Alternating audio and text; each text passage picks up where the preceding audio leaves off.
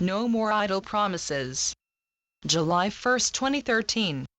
Dear family of light, we gently recommend that you ground yourselves and place yourselves in your heart's center before continuing to read this message and the absolute truth it will convey to you.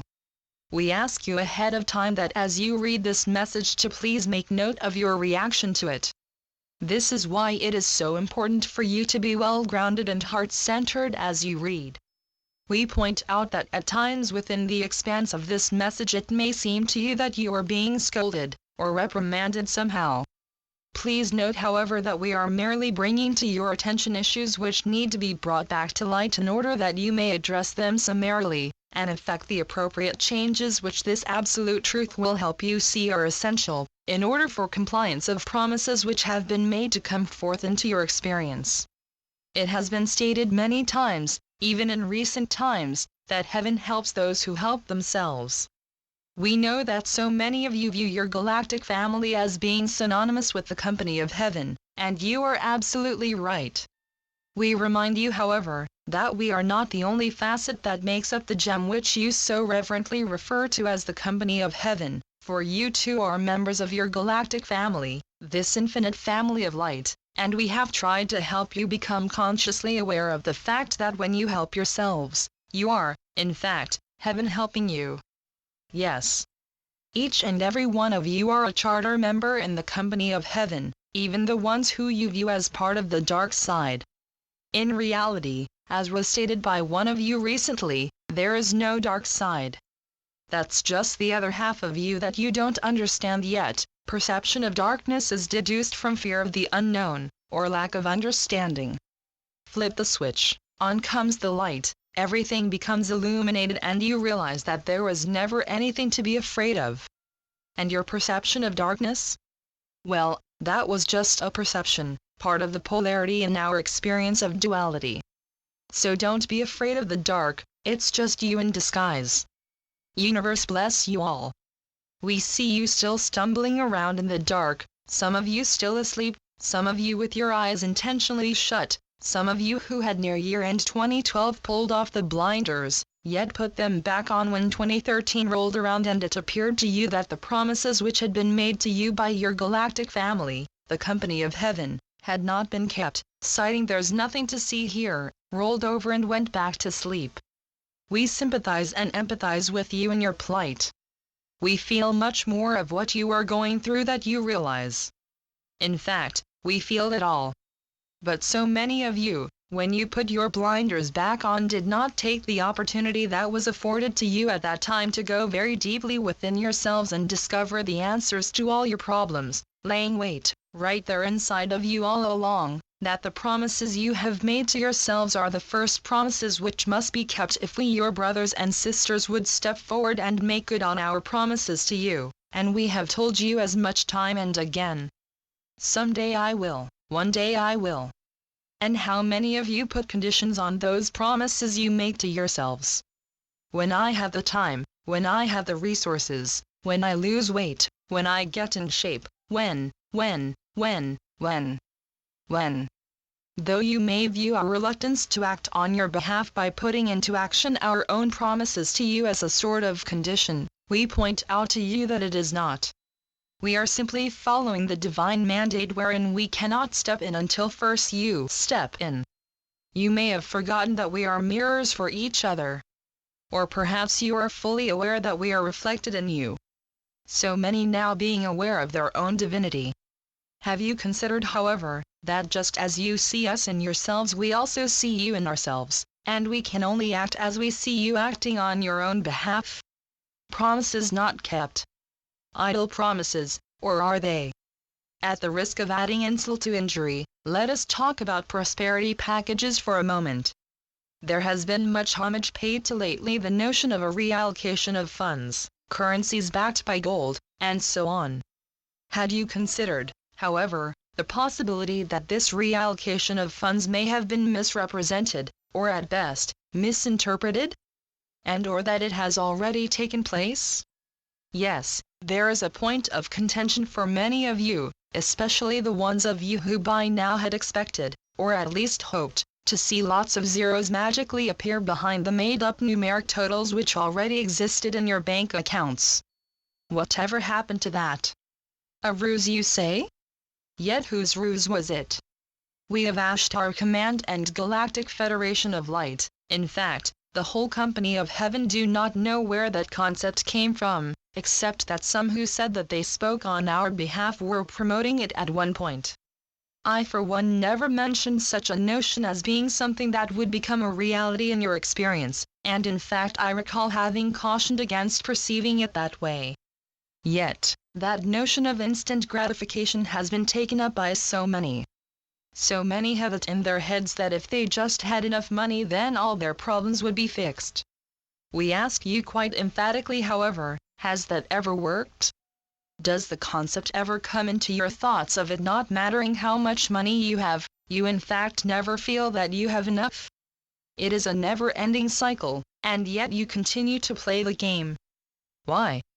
Especially when so many of you who still do so know better. And now because someone told you what you wanted to hear, you go about your daily business of playing the game expecting a package to magically drop out of the sky which will alleviate all your financial woes once and for all. Setting you free from your self-imposed bondage, you are already free, and you just don't know it, can't see it. We are bringing this message to you to help you understand that fact. Some of you have the inherent feeling that it's not so easy. But did you know that it could be? Did you know that you yourselves have been the shareholder, the caretaker of your very own prosperity package all along, that which you refer to as wages, or salaries earned, but you never thought of it that way because you always viewed it as belonging to someone else? That is everyone and every institution which you believe you owe money to. We remind you here once again that human beings are the only residents of Mother Earth who pay for the privilege of living on her. Consider the lilies of the field. Does anyone in the entire universe really own any of it? Think about it. You pay into your governments, in the form of taxes which said governments claim they will use to take care of you, and yet they don't, at least in the way in which you have been led to believe they would. You pay into insurance, essentially playing a lottery against yourself on the pretext that some tragedy might befall you, yet how many of you realize that by placing such a wager you actually attract tragedy into your life experience? You pay into multiple accounts of imaginary numbers stored in vast databases which were created out of thin air by financial institutions which don't really exist in and of themselves, but which are controlled by one central bank, in the guise of making accessible to you currencies which did not exist at the time you were coaxed, or perhaps in some cases coerced into using it for the sole purpose in some cases of enabling you to stay ahead of the Joneses, or for you to build up your stockpile of stuff so that you will be certain to have enough things to keep you occupied in your spare time. And I ask you, what spare time?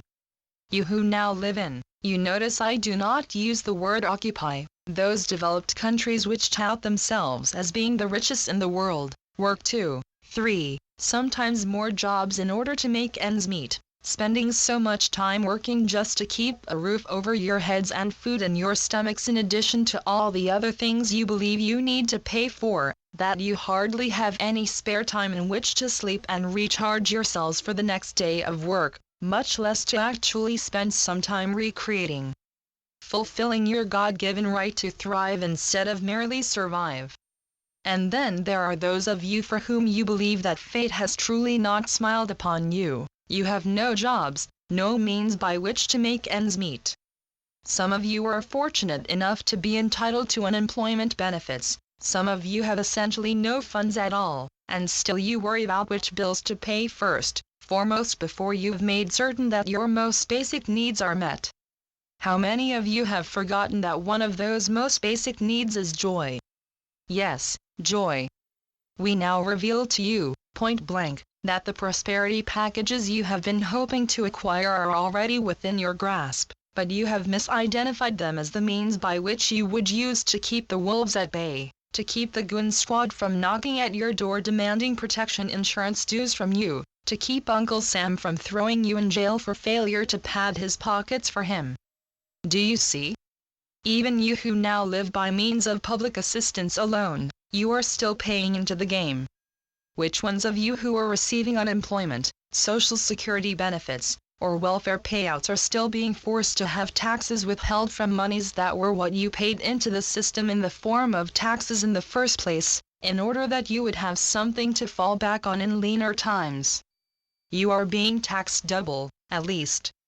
Though we understand that in this instance it is truly being foisted upon you. It happens before the funds ever reach your hands. But then you go about the process of divvying it out to all of your other perceived financial responsibilities, instead of spending it truly on yourselves and what you want, rather than what you have been conditioned to believe you need in your life. It is your money, why not do what you want to do with it for a change? What do you really want? Whatever happened to the pursuit of happiness? When did things get to be this way that happiness, along with joy, was relegated to the notion of pipe dream? What do you really want? And what would happen if you took your very own prosperity package, which you now recognize as yours and yours alone, if for no other reason than you simply hold it within your experience, don't worry about where it came from? What would happen if you took and used that prosperity package for something which up to this point you have viewed as being wholly self-indulgent? Furthermore, what would happen if from this point forward you only used your prosperity package for things that would bring you not just the most basic of necessities, but things and events that would actually result in your happiness and your joy? Of course, we recommend that you use discretion, and remember that you can only make use of, or enjoy one thing at a time. So take that into consideration as you realize that you have the whole universe at your beck and call. You always have had, really. You just forgot. We are reminding you. Yes, at some point the notion of sharing will come into your meme, but first you must be good to yourselves. To love yourselves. To help yourselves in order that heaven too will step in and help you. This is the promise that you made to yourselves. It is also the promise which we, your galactic family, have made to you. Let's keep it together. And there will no longer be the perception of family members, whether earthbound, or floating in space, idly sitting by with thumbs firmly placed where the sun does not shine.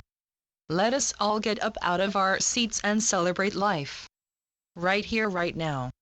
No more idle promises, ever. I am Ashtar Sheran, or perhaps more aptly the Sheran of Ashtar, otherwise known to many of you as Archangel Michael in the flesh. Let us go forth from this day with a renewed understanding of what it means to keep a promise, and remember that a promise kept to yourself is you understanding and showing yourself how much you love yourself. And let me assure you, there is no greater love. For to love yourself is to love all that is. Ashtar Sheran. Channeled by Ariel DeAngelis.